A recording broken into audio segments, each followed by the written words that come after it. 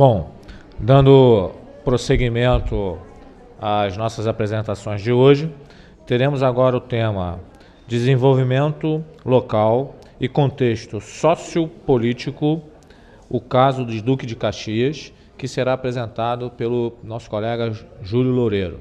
Por favor, Júlio.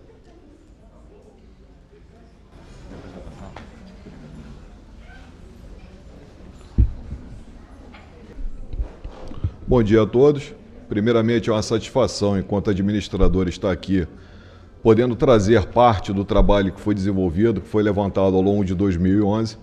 Trabalho esse que reflete uma realidade que está próxima de nós, aqui no município de Duque de Caxias, tentando entender e costurar um pouco melhor todo esse contexto de sustentabilidade, trazer um mundo melhor e o papel do administrador nisso tudo.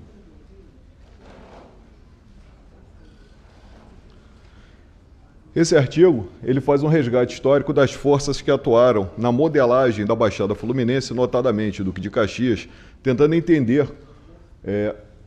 todos os atores, todos os envolvidos, fazendo um breve histórico da formação, da criação de Duque de Caxias, que lá no início serviu como reduto dos índios tupinambás, era morada dos índios, depois passou a abrigar guetos de resistência quilombolas, depois foi muito explorada na transposição, no transporte de mercadorias por tropeiros para Minas Gerais, naquele ciclo do ouro, dos metais preciosos, e mais recentemente, durante a Segunda Guerra Mundial, ali início de 1920 até 1940 mais ou menos, ainda como pertencente a Nova Iguaçu, foi o grande polo produtor de laranja, sendo um dos principais exportadores de laranja para o mundo.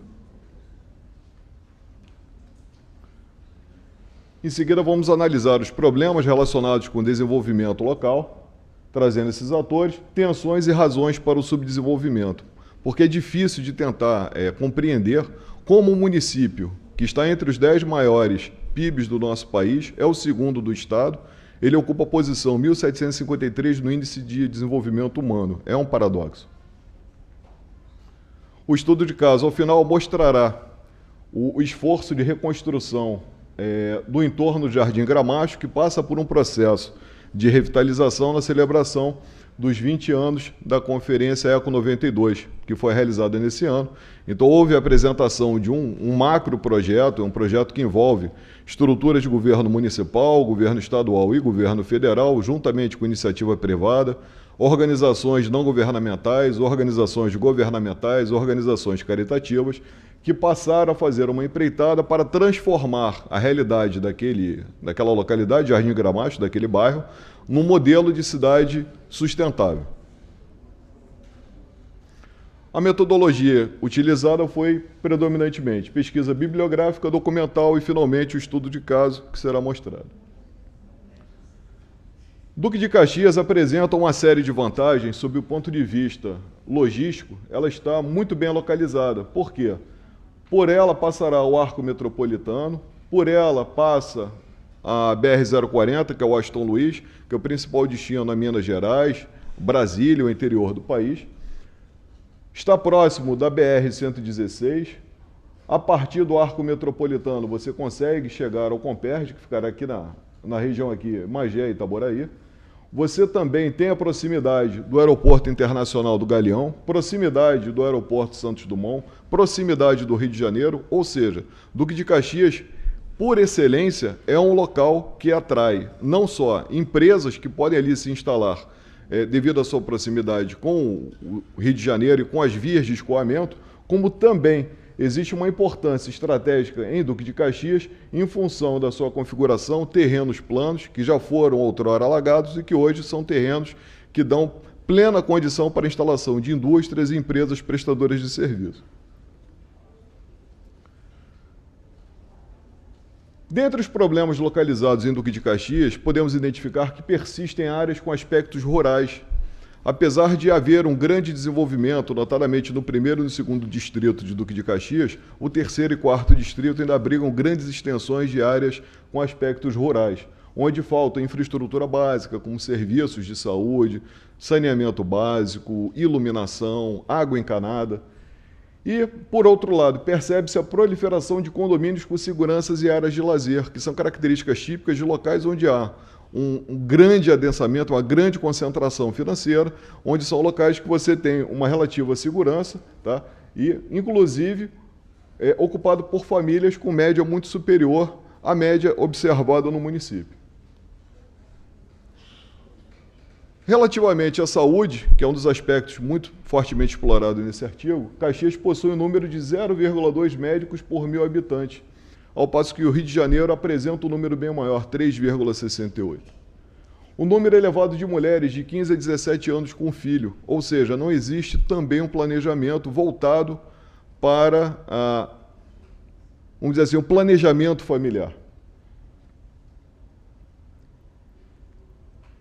Ruas sem pavimentação alguma, logradouros que já tiveram calçamento em algum momento, mas só que devido à falta de manutenção, devido à inexistência de uma rede de captação e de coleta de esgotos, o esgoto ele corre praticamente a céu aberto, então aquele pavimento que existia ali em algum momento, ele acaba sendo levado não só pela ação do próprio esgoto que vai passando, como também pela ação da chuva.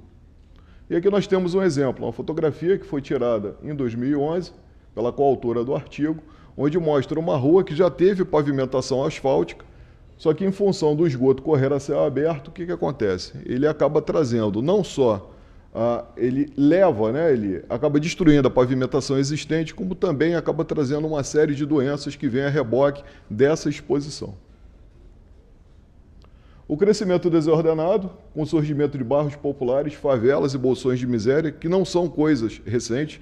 Caxias traz o título de ser uma cidade dormitório, porque desde a época da eletrificação da Estrada de Ferro Dom Pedro, já existia um movimento de transformar Caxias, né, ou seja, um bolsão de residência das pessoas que trabalhavam na capital. Então, desde aquela época já existia essa realidade e não houve um rompimento desta realidade. Um outro aspecto relevante, falta de consciência política e cívica dos moradores locais. Então, na verdade, foi identificado na pesquisa de campo que em vários momentos os entes, tanto das esferas de poder municipal, estadual e federal, têm a vontade de fazer a modificação, têm a verba, mas o agente local, ou seja, aquelas lideranças locais que poderiam de alguma forma trazer a mudança, poderiam ser os protagonistas da mudança, eles não ficam, eles ficam numa posição passiva, ou seja, não, prefiro que venha o recurso, faça qualquer coisa, não existe um planejamento, e aquilo ali acaba depois tendo atividades sobrepostas, descoordenadas, que acabam não levando a um resultado muito satisfatório. Então, dessa forma, Caxias reflete cenário onde grandes empresas dividem espaço com áreas que são muito carentes. Tá? Justamente esse contraste, que acaba sendo um paradoxo, seria, na verdade, o indutor, o catalisador para romper esse ciclo da miséria, porque você tem o avô que era pobre, o pai que era pobre, o filho que era pobre, e se você não tiver um rompimento desse ciclo da miséria, como é que você vai garantir que o filho daquele cidadão, ele também não vai seguir aquela mesma situação? Quer dizer, fica um ciclo muito estreito, quer dizer, as possibilidades elas são muito pequenas, e o estudo de caso vai mostrar pelo menos uma tentativa de romper com esse ciclo da miséria. Como a saúde apresenta grande impacto na qualidade de vida, esta deve ser tratada de forma prioritária. Porque levantamento realizado pela Academia Americana de Educação Física, 20% dos fatores condicionantes a riscos de morte são intrínsecos, sendo os outros 80% relacionados com fatores externos. Ou seja, 20% você traz, você carrega, você desenvolve aquele tipo de doença, e o restante acaba sendo relacionado com o ambiente. Bom, se está relacionado com o ambiente, saneamento, água potável, qualidade de vida, obviamente isso daí melhora, de um modo geral, a qualidade de vida da população e, obviamente, a população ficar menos doente. Então, aqui uma outra foto, bem ilustrativa, que mostra as construções lá em Jardim Gramacho, feitas com aproveitamento do lixo coletado no aterro sanitário, à época em funcionamento, e ao fundo o polo petroquímico lá da Reduc. Ou seja, o que de um lado a simbologia, é aquilo que traz o dinheiro, que traz uma renda per capita, né, um PIB per capita tão elevado para o município, em contrapartida ali do lado você tem a condição de extrema pobreza. E aí vem um estudo de caso, que seria a revitalização desta área. Por quê? Porque você tem um interesse, tá, do Ministério do Ambiente, juntamente com o governo dos Estados Unidos, viabilizado pela Secretaria de Meio Ambiente do Estado do Rio de Janeiro para que aquela região toda ela fosse transformada. Mas por que essa região teria que ser transformada? Porque o anunciado fechamento do aterro sanitário de Jardim Gramacho, já previsto desde o início da 2000, 2001, 2002, naquele momento ali já haviam os indicadores, os sinalizadores que o aterro sanitário estava no seu limite, na sua capacidade máxima. Ou seja, tudo aquilo que fosse agregado de material, tudo aquilo que fosse ali depositado, ele poderia entrar em colapso a qualquer momento.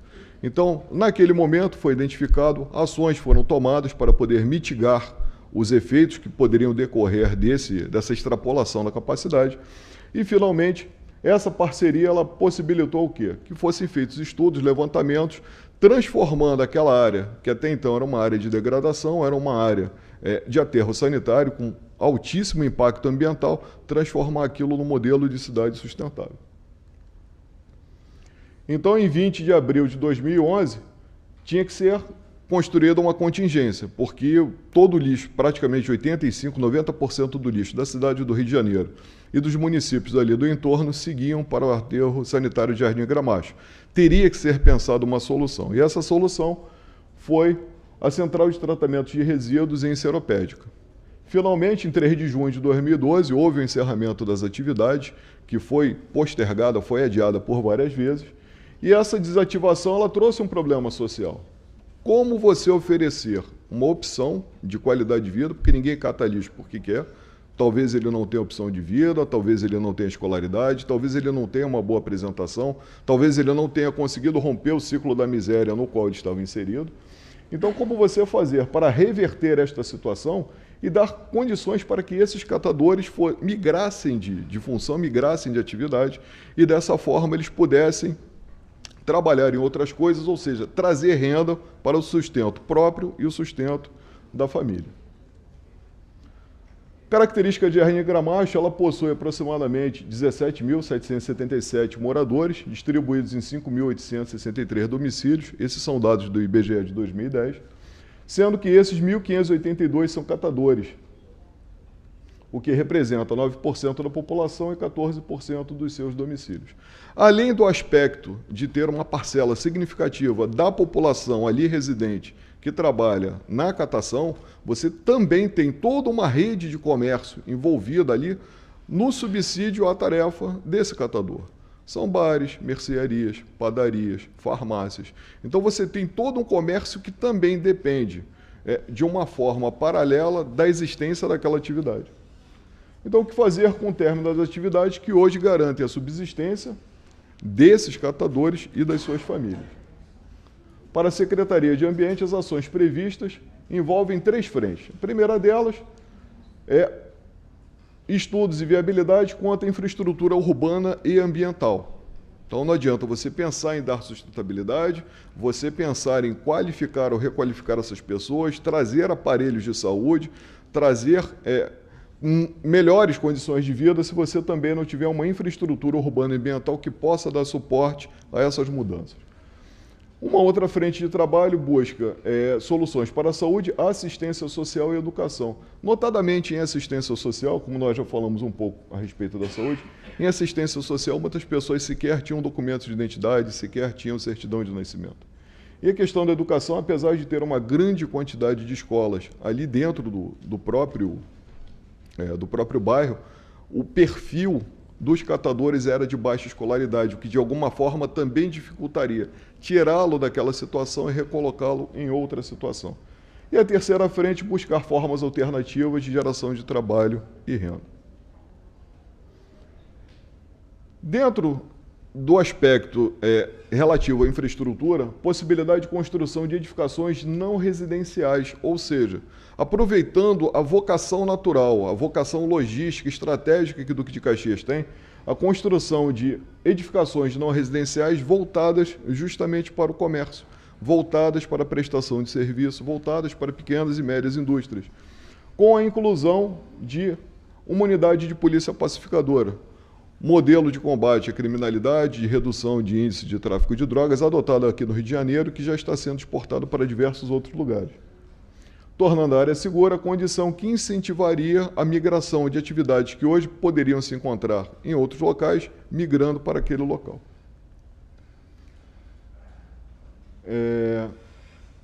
Por quê? Porque essas construções, que são construções notadamente destinadas a pequenos e médios negócios, elas são escassas.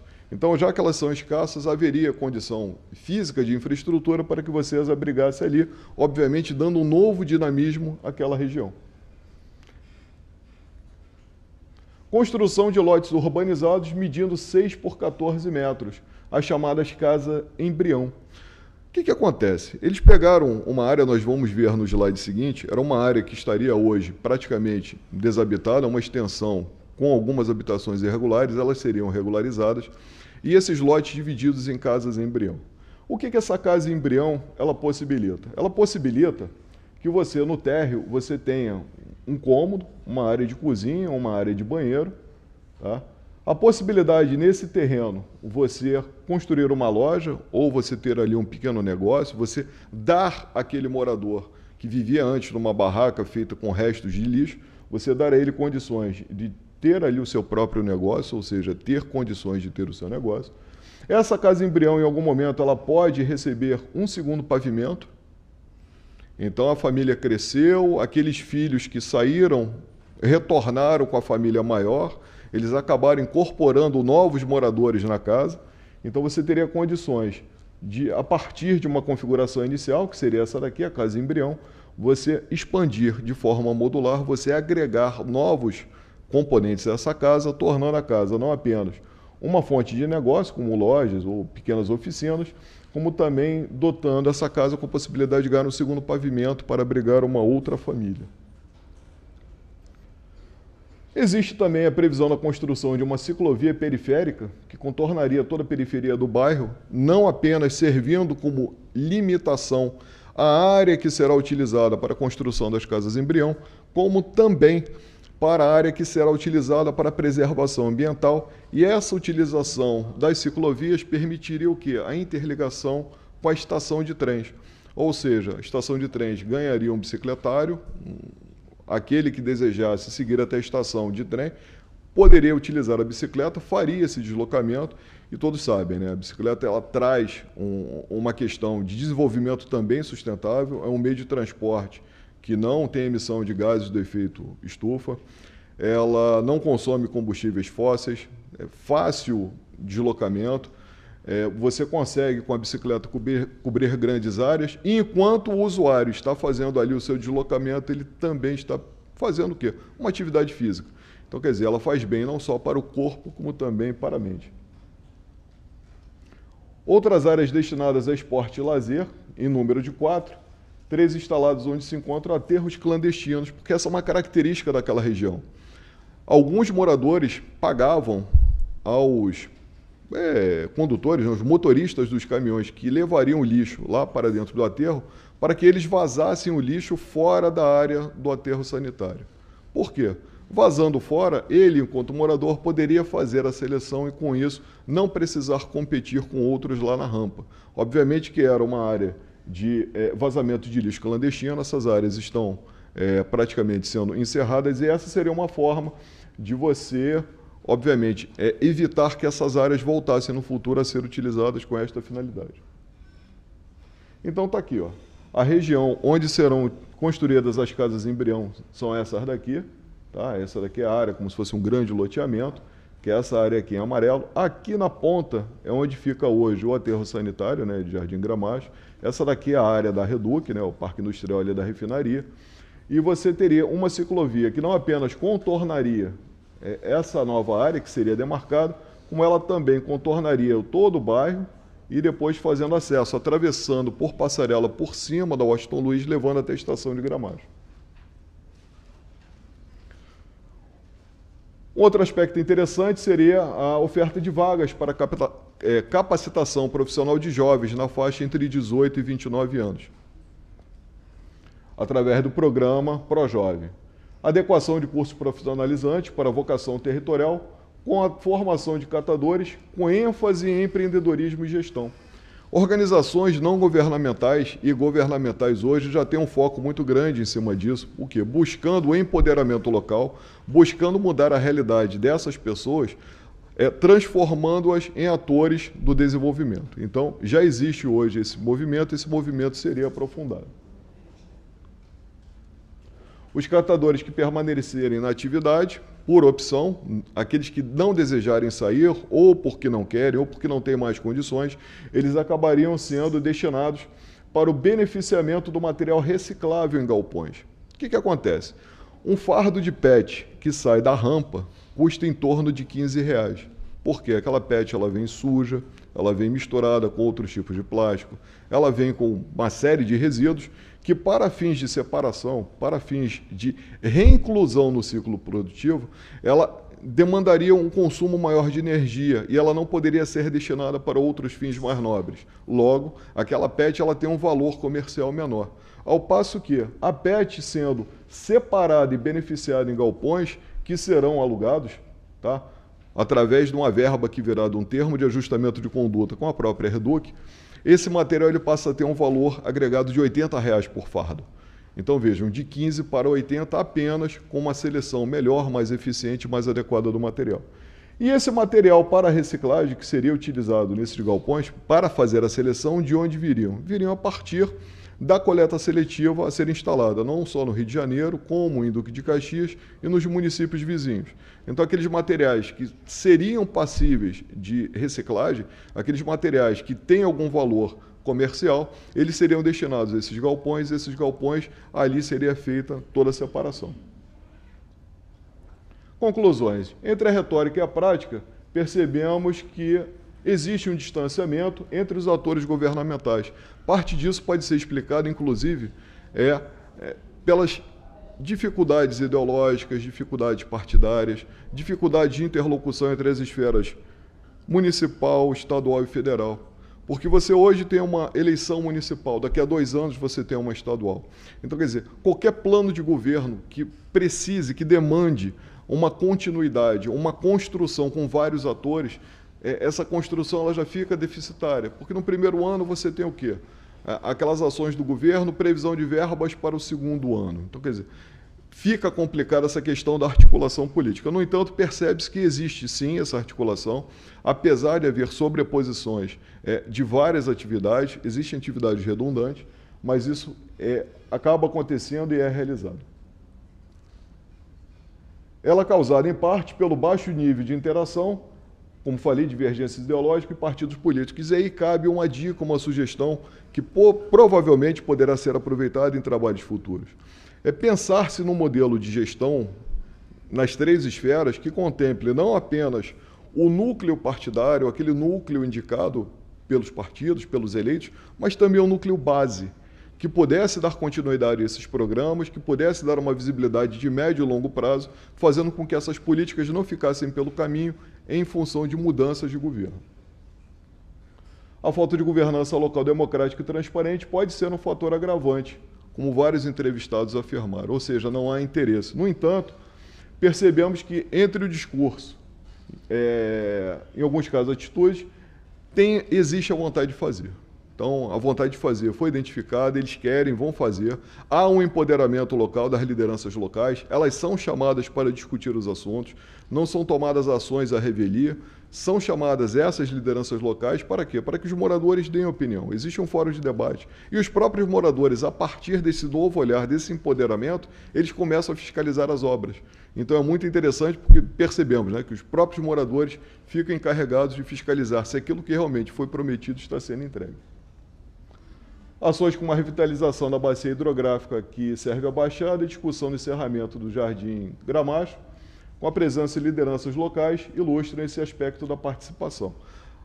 Além de tudo aquilo que foi dito e falado no artigo, fizemos uma atualização do artigo essa semana e uma outra peça foi agregada ao mix de Jardim Gramacho.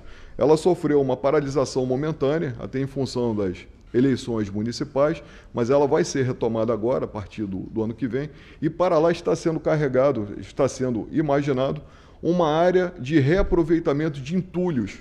Então, aqueles entulhos, que são restos de obras que também acabavam sendo vazados de forma irregular em terrenos, em rios, em margens de rios, margens de rodovias, em terrenos baldios, eles vão também sofrer um reaproveitamento e reinseridos no ciclo produtivo. Podem haver conflitos, mas pelo menos a turma está se entendendo. Entre os desafios, a questão da revitalização, futuras pesquisas vão validar se tudo aquilo que foi levantado no ano passado, em 2011, revalidado esse ano, se tudo isso realmente está valendo. Agradeço a participação de vocês, coloco aí à disposição para perguntas. Muito obrigado.